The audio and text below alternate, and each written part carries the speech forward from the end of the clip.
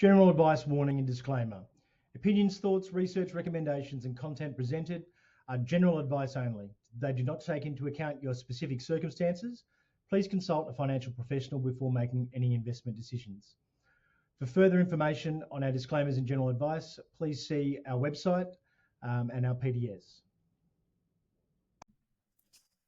G'day, welcome to this week's edition of Bulls versus Bears, gentlemen. Got the old guard back today. Richard's a millennial, so he's on stress leave after doing 2 days of work in a row. So, we had to, the youth of today.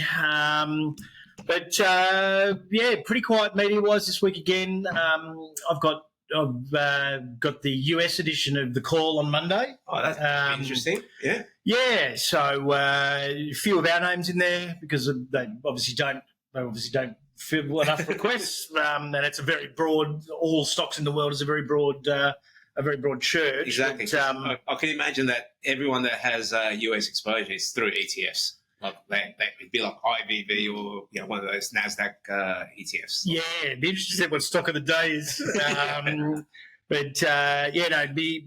So at least we've got Base Systems, Intuitive Surgical, Costco. So a few of them there that we quite like. But you were on the trade Wednesday? Yeah, so Wednesday I had the trade. So what I did was I switched up because I've been talking gold for so long. I was like, okay, let's just switch it up. So I'm going to be talking more ETFs now. Good thing about ETFs is there's so many out there and quite a broad topic. And obviously, just to tie in with our move towards more ETFs through ETF Elite as well. So the question was, where do you hide in the current market condition?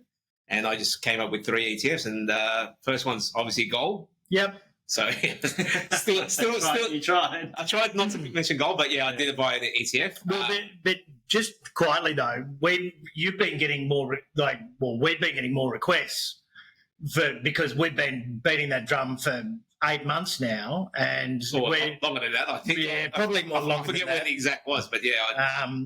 And even though but we've basically been now we've had a bit of the go-to so I got asked to do silver. Mm-hmm. And then obviously copper hit record highs this week as well. Yeah. So when I did the close, I did that. So, which is another ETF actually, wire, because there's a lack of options in the copper market. Yeah, here. Exactly. Yeah. But I mean that's kind of why we're not bored with it because obviously we're making money. It's fantastic. but yeah, it is. Yeah, you feel like you kind of feel like a bit of a broken record sometimes. I've got to say. Yeah, exactly. But anyway, look. Another record high, so yeah. I mean, here we go. If it ain't broke, don't fix it. Exactly right. And second one was defense, and third one was healthcare. So obviously, defense. The thematic there is that Trump said to Europe, "Defend yourself," and Germany said, "So you want us to arm our army again and spend money on defense?" And I guess that's why we chose defense. We had it on the podcast last week. Yeah, that's right. And the ticker we chose was Defend, DFND. The reason being is that it has more European exposure rather than the other ETFs. I think that's what you'd prefer, right? Because they're on the other part of that, basically the US defense stock, especially Lockheed, with all the questions coming in from the F-35, is there a kill switch? They said no. They said, no, of course there's not. But what were they going to say? Yes, of course not. You spent $150 million on something we can just switch off. It's 150 billion probably. Yeah, exactly. Yeah, insane amount. Yeah, no, it's not. That it wouldn't be 150. Well, it might be 150 million per plane. Per plane to plane. Yeah, but the maintenance cost is insane. So it's like Mercedes-Benz and BMW. There's not much in selling them, but the servicing cost is enormous. Exactly. And I'm pretty sure they're not letting the local mechanic who get into their particularly if there's a kill switch. Yeah, and the last one was healthcare, and we chose was it IVZ? I forget the ticker. IVZ and Drug are the two that we've lent on in the past. Yeah, so I chose that one because it had more international exposure rather than Drug as well. So yeah. It's done better. I think we compared that to Drug, and there was their weighting is slightly different, but the VNEC ones generally do a little bit better than the other ones in terms of tracking the the core index. So that's really which is can work in your favour sometimes, but it can work against you sometimes. So generally, just better off taking. You don't want to be nothing worse than taking a trade like buying a gold mine or gold rallies, and you pick the only one that has production problems. Exactly. So it's hard enough getting things right, let alone getting things, getting it right and then pulling the wrong rein. So but the main the front page article, basically we're just talking. We've talked about this before, but like the Trump sort of headline vortex. So we were bumping along quite fine start of the week, and then obviously Trump's realised he wasn't polling on X anymore, and just came in and started stealing on the headlines again, and down we went. So, but the problem with it is that we're talking so much about tariffs now, which could end up just being watered down. What is it? Is it Liberation Day or Freedom? What's the stupid day, April the 2nd, which he's only chosen because he didn't want to be April Fool's. Which will probably end up being April Fool's anyway. Because that's the thing is that he's threatened tariffs and then it'll be let's just say it doesn't happen on April 2nd. There'll be another delay again. So it's how do you play it? He'll keep pushing it and he'll keep threatening, but all the while we've had all the economic numbers have been softening. So. And whether it's a result of Trump or worries about tariff or whatever, the bottom line is that with him just having being an attention vortex, I think that this payrolls that hasn't been negative since December 2020. I mean, and it obviously depends on the Doge cuts. But we're now more than 60 days out of. I think. So you're saying that the next week that could be the first time that. Well, it depends on how they categorise them, and because they're government employees, they're losing the BLS as a government. So, look, I'm just saying. I'm merely saying that if the job losses do get filtered through in the correct manner, we are now beyond that. Because you're not allowed to claim unemployment for 60 days or something like that. You don't show up in the numbers, sorry. And then I think you actually get kicked off the numbers after 6 months. So it's not a true reflection of unemployment. But you work with what you've got. But we've had mildly inflationary numbers. Some of them purchasing managers indexes have gone have been soft. Consumer confidence has been softer. GDP revision was down as well, which is rare for a final GDP. It's almost always bang on, because they do advanced GDP. That's the volatile one. Then the next month they revise, and the next month they do the final. But it's effectively a kind of a quarterly number. But it comes out every month, and it's just a revision of the first of the advance. So the final's usually done, and they've revised it down twice in a row now. Okay. So GDP is pulling back as well. So look, it's and I think if the payrolls is the big dog, if we get a negative payrolls, that's a shocking headline. I think the market can't ignore basically, and I think it's probably something that investors probably need to be focusing on a little bit more than this attention-grabbing game. That's true. But the one thing you got to remember, though, is that the stock market isn't the economy. So So before the economy used to lead the stock market, but I actually think it's the other way around now. Basically, everyone just looks at their share price, and one of the terms is they call it everything's financialized now. Basically, all of the CEOs on the listed companies, all they care about is the share price. If the share price is going higher, they'll hire. If the share price is going lower, they'll start firing. So either way, as you said, weakening data.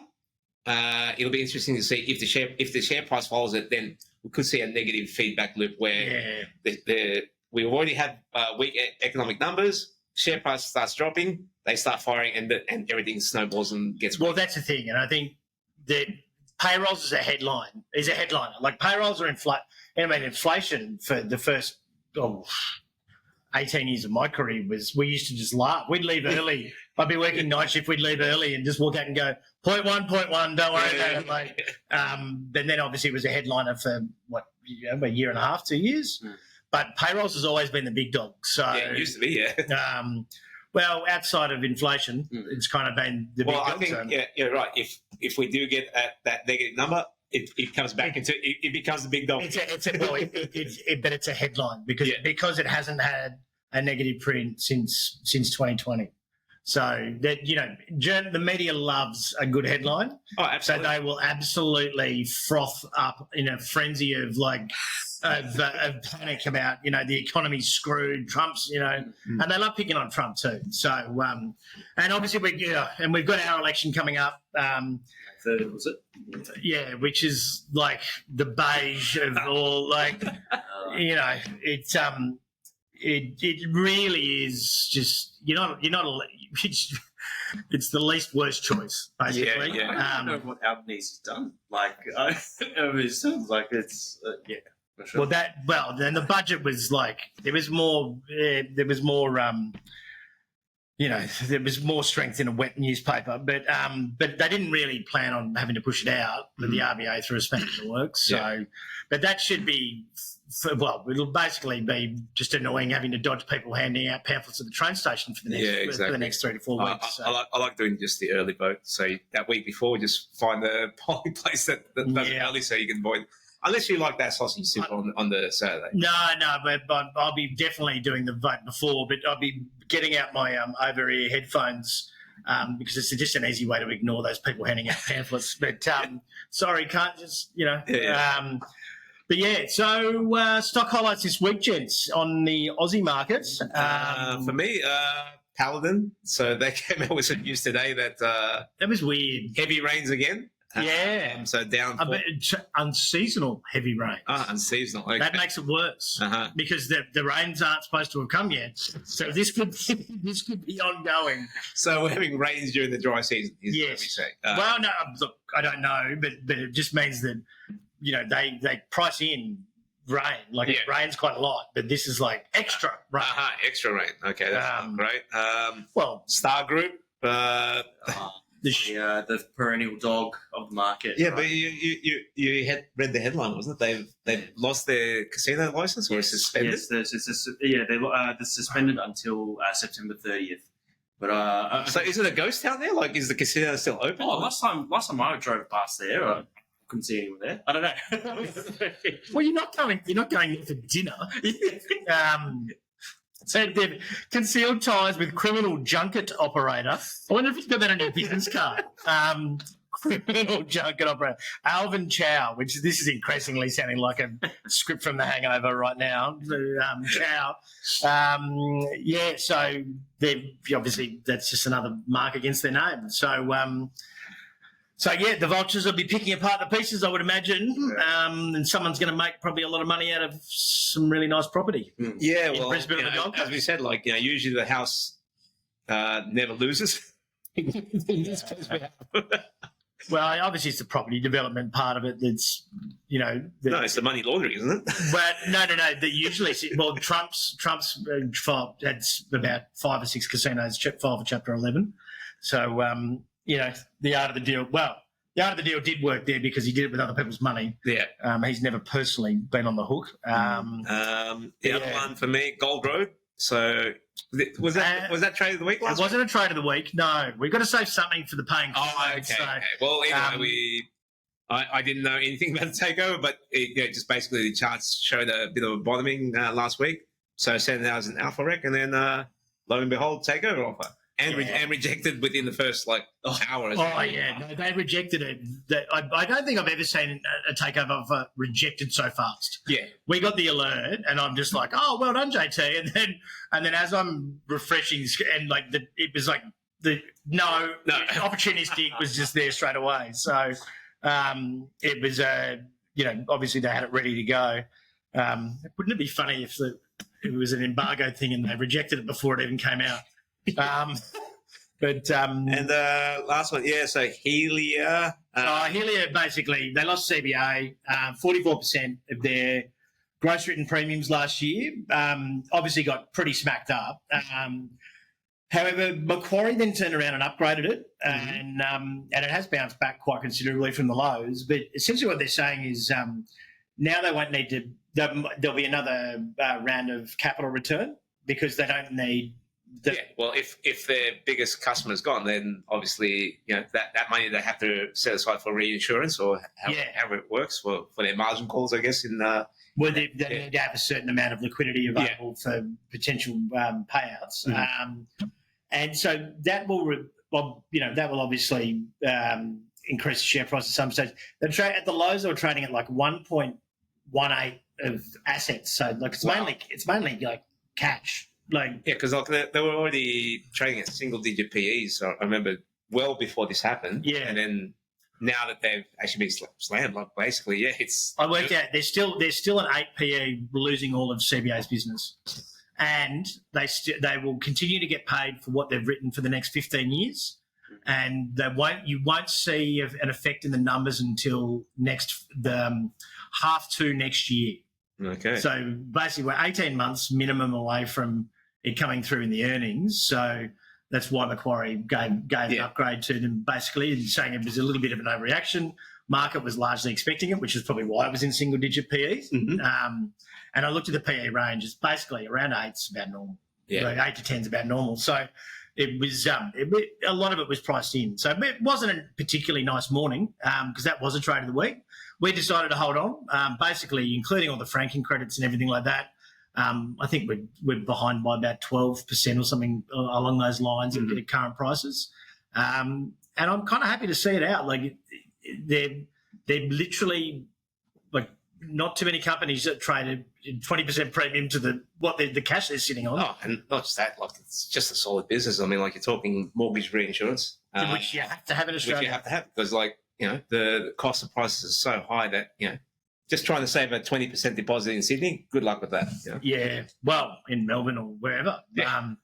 So that one's one of those ones where, we sort of we gave it a day and considered bailing, but, the upgrade helped, but also, it's nice to have, a bigger party than us going, that doesn't make any sense. Yeah. What caught your eye, Kai? You were talking about Pro Medicus before. Dropped back. Pro Medicus has had a little bit of a tumble, not a little bit. Actually, it looks pretty ugly on the chart at the moment. So it got up to like 280, 290, yes. wasn't it? Yeah, so it's trading around 200. And it's about 200s now. Wow, that's a decent fall. Very, very decent pullback. But, put it all into context, right? Like if you pull the lens back a year and a half, oh my God. Oh, yes. It's just erased maybe the last 6 months rally. That's it, I think it was a bit overbought. So this is a necessary correction. And we've kind of seen a little bit of steam coming out of these hot stocks that's been spectacular in the last year, which I think is very healthy. And, we might get an opportunity to really get in at some point. So I think it's overall a good thing. We didn't get too caught up on this. So, well, it's another example where the risk management reports have worked really well.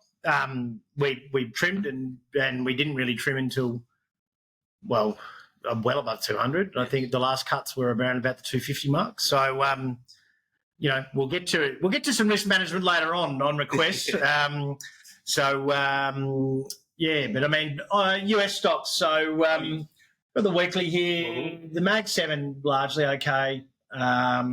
Tesla's bounced 17%, but it's coming off a pretty low base. Yeah.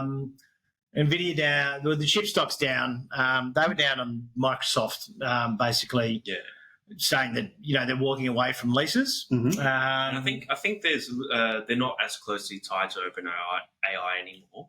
And that's really what's caused them to kind of pull back. And you see a lot of competition, right? I mean, OpenAI, Anthropic. Anthropic's actually been the really good front runner. So like Perplexity and all that stuff runs off Claude. Yeah. They're actually doing really well. Obviously the overseas stuff with China and all that. But yeah, just a lot of competition. I think Microsoft's realizing this and going, hold on a second, maybe it's not what we think. Apparently Google and Amazon are taking up some of that slack. Yeah. But I think it's just more taking a heat out of something that had perfection very much priced in. But and I mean, I'm increasingly seeing people on social media saying they don't use Google anymore. They own, and kids now, they don't. It's like it's become Facebook. Only your parents are on Google. They all use these AI engines. For searches now.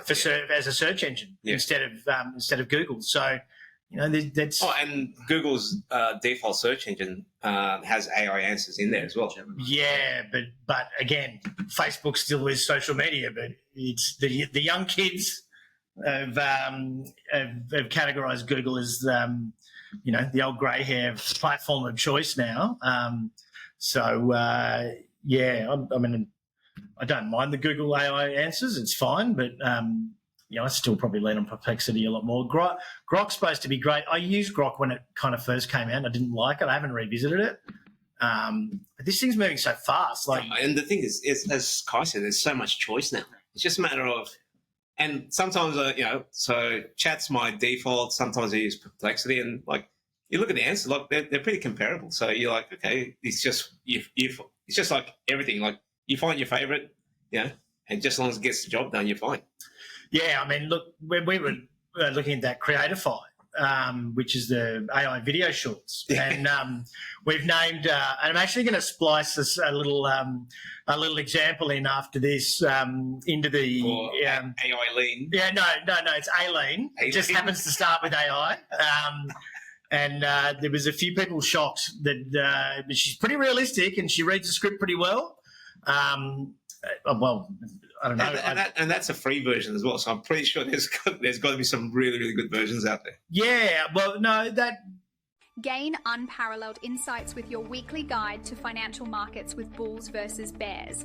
In episode 60, our seasoned hosts dissect gold, defense stocks, tech trends, and the markets. Discover how bulls versus bears can help you to navigate today's shifting landscape. Tune in to find out what you need to know, when you need to know it, and equip yourself with the strategies you need. Ready to elevate your investment game? Listen today and stay ahead. I used the paid version. Okay. Getting the avatar set up was actually quite finicky, but once you get them right, and it's kind of more. I think it was more the fact that it's more built for TikTokers and stuff like that. So your choice of avatar in the middle-aged age group was really minor. But I kept on typing in, someone in their 40s, and it was either someone who was like 100 years old or someone who was 20. So getting it right was actually a little bit annoying. But once you got it right, it takes a couple of days for them to properly do it, and then you can give an accent, blah blah blah, and yeah, it looks like it looks pretty damn realistic. So yeah, we may end up just farming out the podcast at some stage to a bunch of blokes whose names start with AI. That's it. But yeah, it's pretty amazing. And once you've got it done, you feed a script in 3 minutes. It renders in 3 minutes. It's done. So it's going to change things quite a bit. There'll be a few digital media agencies, putting on the brown underpants when they come to work instead of. Well, that's the thing. You actually don't know where this is going to go. Could it go all that way and then swing back? The pace is just out of control. Like the pace is like small operations. I'm really coming around to that quote from Sam Altman. It's like you could see the first one-man billion-dollar company. Yeah. So and ServiceNow, one of our high conviction. TV ads over here now. Like this agent thing is now just being blanket advertised on TV. I think that will be of great concern to someone like Technology One and maybe even Objective Corp, because they're doing kind of that's doing what their software does. I mean, you've got to, but it's only a module in their entire package. So. I mean, they're probably just not playing in the Australian market because it's too small. But I'm not saying that they're going to take those guys out, and I don't know the Technology One software specific enough. However, the pace at which this moves, those moats that those companies have had, where it'd take 5 years to get anywhere close to them, I reckon it's now narrowed to a year. Yeah, can someone just do the same to Iris, please? Yeah.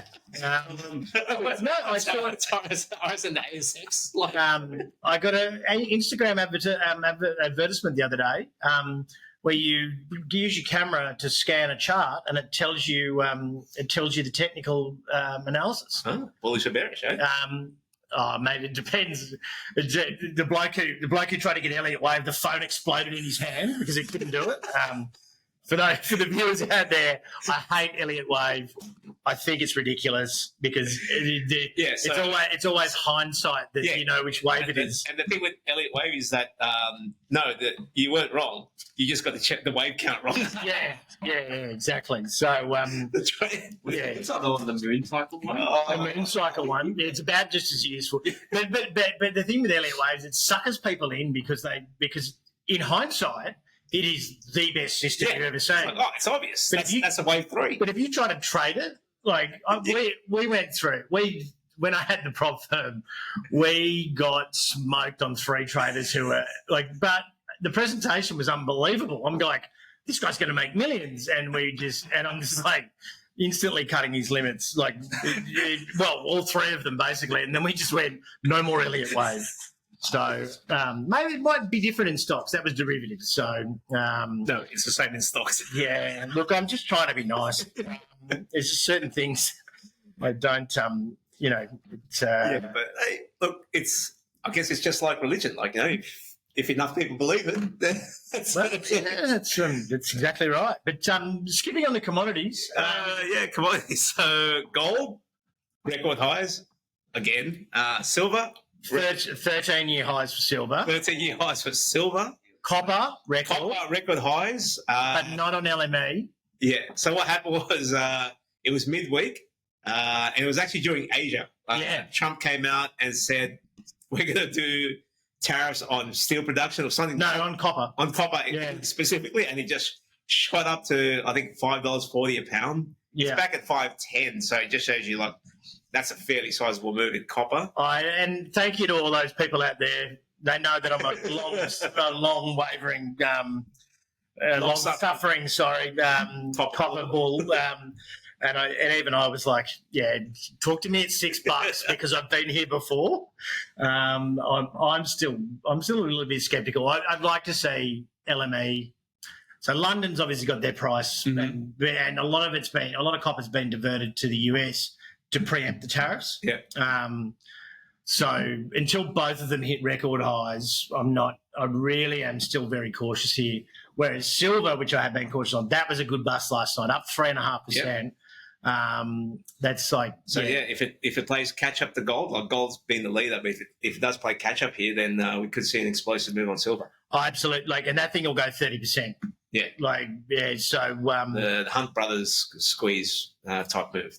Well, I don't know about that, but it does.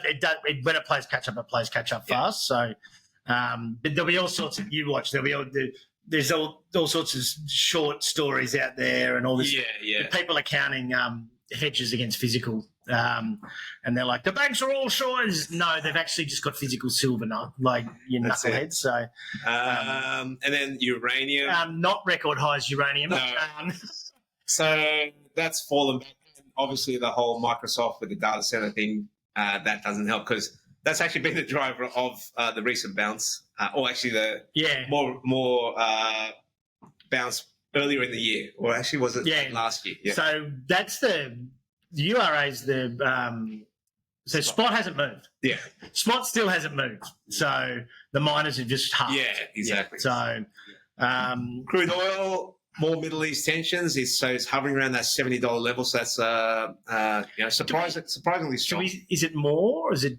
I mean, surely it's just a 1,000-year continuation at this juncture. I don't know whether it's more. But well, I guess it's just if I think last week's headline was the Houthis. The Houthis and the Blowfish. They got. That's such a 1990s show. Yeah, exactly. But the USA sunk one of their ships from memory or something along those lines. Either way, that's present. Iron ore flat. Bitcoin quite quiet, but still hovering around that 87, so it hasn't collapsed. Funny thing though is if you follow the altcoins, there's been a lot of action in the DeFi space.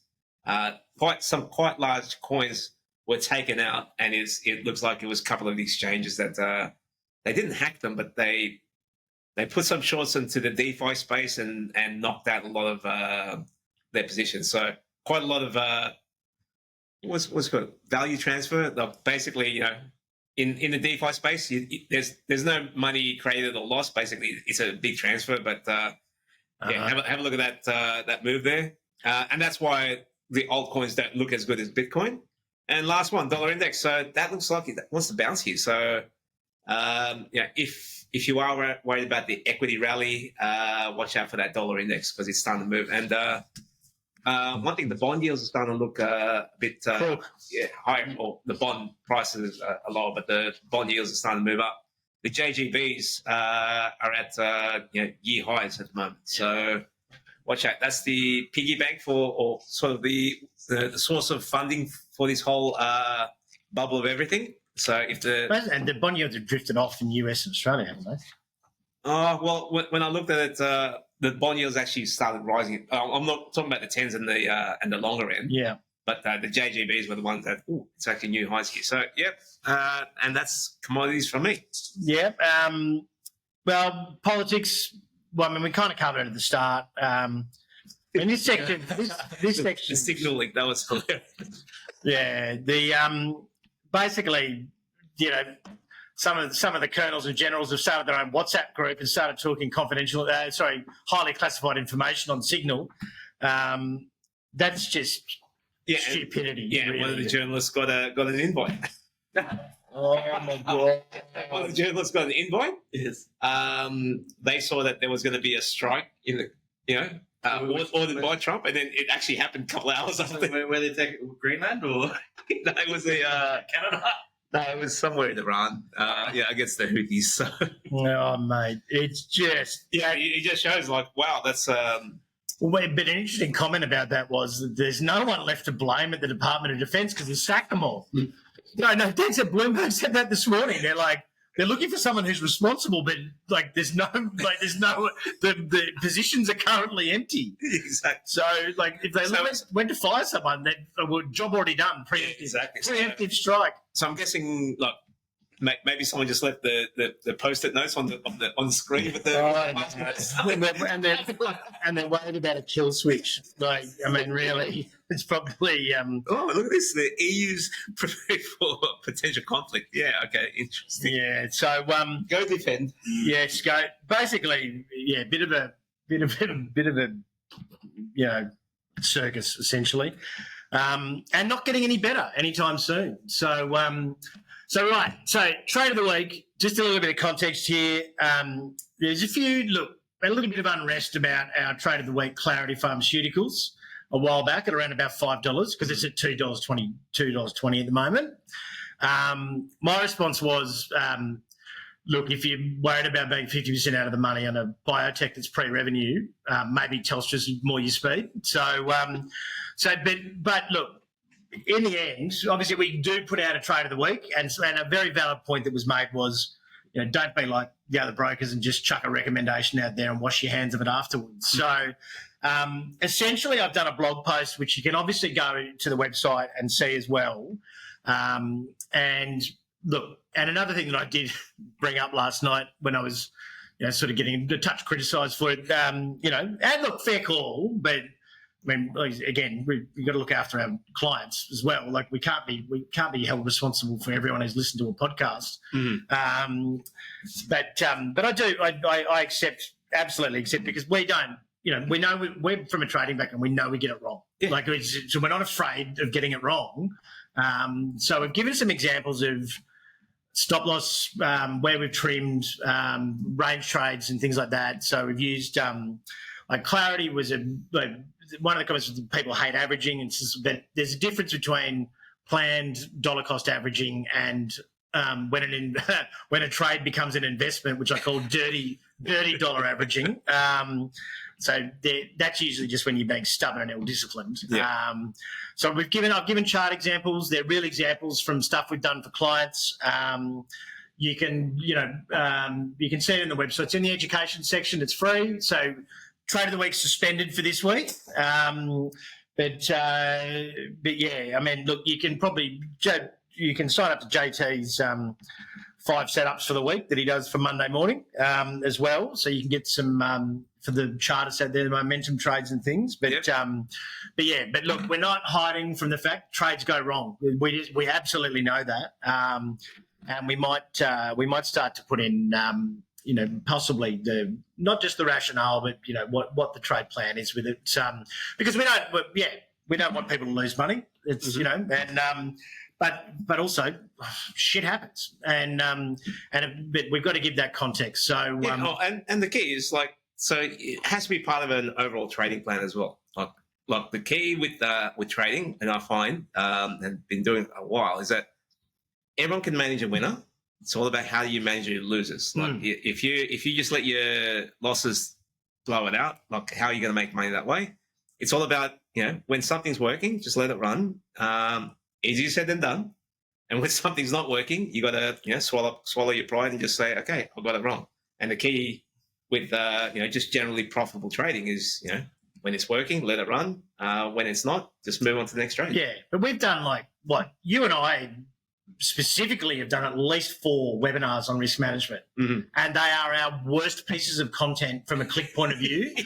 Everyone wants Jumbe pump and growth stocks, or Cathy Wood, or they want the next Nvidia, or and that's why crypto is so popular. Well, yeah, you got so many people spruiking it, and because it does move so fast, like people just think, and no one next moves in. And no one wants to hear the horror stories about, they put their fingers in their ears. So, look, this again, for the people who obviously raised this on Twitter, you'll be the 5 people who read that article.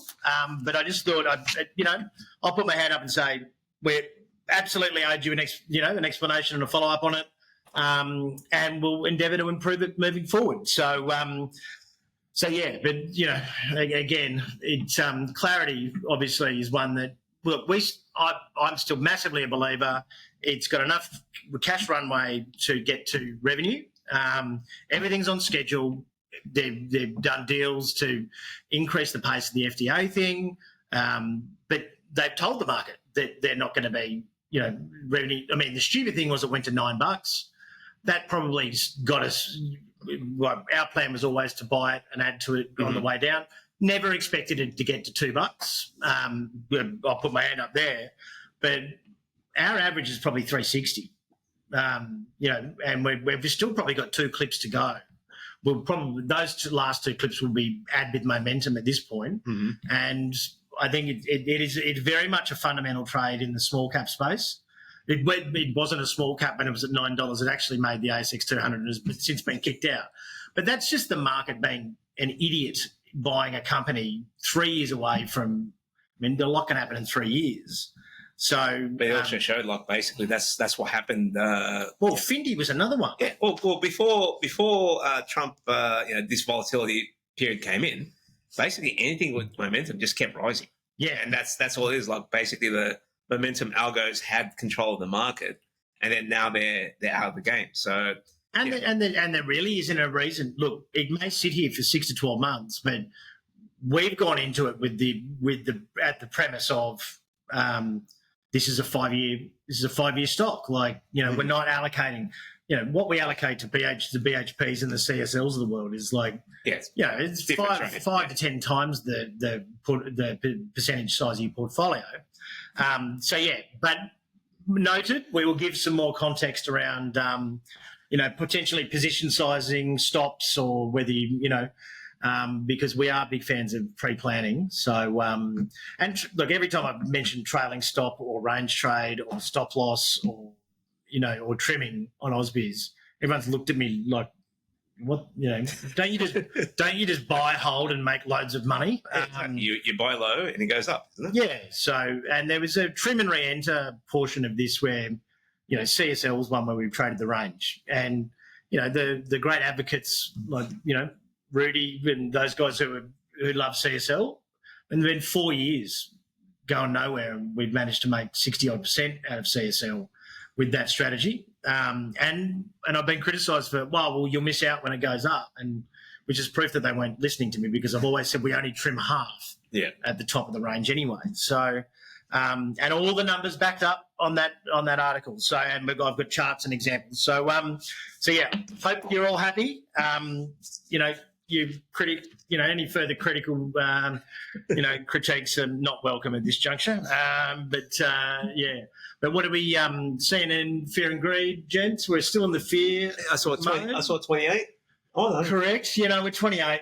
I just had to. We were in a bit of a rush today. So my graphic design. So last week, I got the numbers here. S&P was 56.62, closed at 56.93 last night. So it was bullish last week.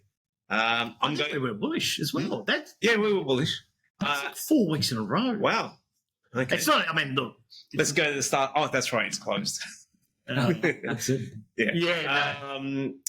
So let's go. Next week I'm bullish. So I was leaning towards bearish, but then the way that the XJO kind of just rallied this morning says that there's some more buyers here. So I'm bullish for next week. How about yourself, Kai? I'm actually bearish. Oh, bearish. Yeah, I'm bearish. I think the market hasn't really gone anywhere. It's had a chance to bounce back. It's weak. I don't honestly think it's probably having another crack. Okay. Payrolls is Friday, so I'm probably slightly bullish until then. I think it doesn't. I think it has a crack post that number. So realistically, I'd be 100% cash if I was trading for next week. I'd just be hit and run opportunities, but because I'm neither here nor there. But I think I would just. It's kind of be more of the same. Every week we seem to pivot in the middle of the week. If we're down at the start, we rally at the back. If we're up at the start, we go back. Look at that. What are we?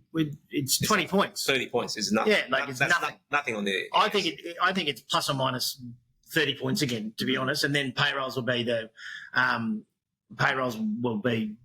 probably a big catalyst, I think, overall. I'm a very reluctant anything, to be honest. Okay, but either way, so a slight bull, a bull, and a bear for next week.